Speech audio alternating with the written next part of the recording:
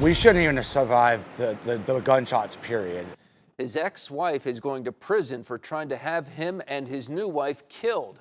Only Gulf Coast News is hearing from the man who was shot in the head as part of a murder plot in Collier County. Scotty McCandless is talking to us the day after a jury convicted his ex-wife, Rebecca Gabay, and her boyfriend, Ryan Toranzo, of orchestrating a plot to kill Scotty and his now wife. In court, prosecutors painted a picture of a calculated plan. Only Gulf Coast News was there as Scotty testified, showing the jury scars from his gunshot wounds. Now, Gulf Coast News reporter Alexa Velez is sitting down with Scotty as his battle for justice finally ends. They might not have physically killed me, but I'm not who I am. Inside this swamp buggy shop in the Estates, Scotty McCandless is surrounded by what he loves most.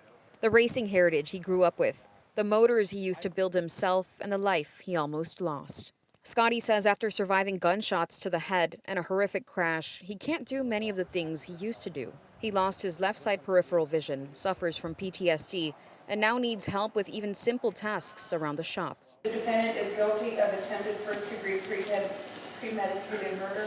Last night, a jury found Rebecca Gabay, McCandless' ex-wife, and her boyfriend at the time, Ryan Toranzo, guilty in the attempted murder plot. McCandless and Amy Chesser were shot in the head while driving home from the casino in 2023. If you tell me that there's not a God and there's no miracles up there, there's got to be a destiny or a plan or something. After a near 2-week trial, Scotty says he woke up today a new person, one that has forgiven and one that wants to move on and focus on what matters, his family and his swamp buggies. My number one goal is to protect these kids.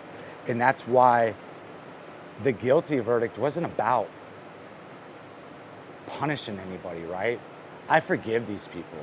You know, I can't live the rest of my life. If I live the rest of my life with that hate towards those people, I'm shorting myself, right? He believes he survived for a reason, to take care of his 4 children, 2 of which he shares with Gabay. He thinks this all happened over their bitter custody battle. He says he doesn't want to live the rest of his life holding on to anger, and now he wants to use his story to help other people. The second Scotty, we'll call it Radon 2.0, we'll call it Scotty 2.0.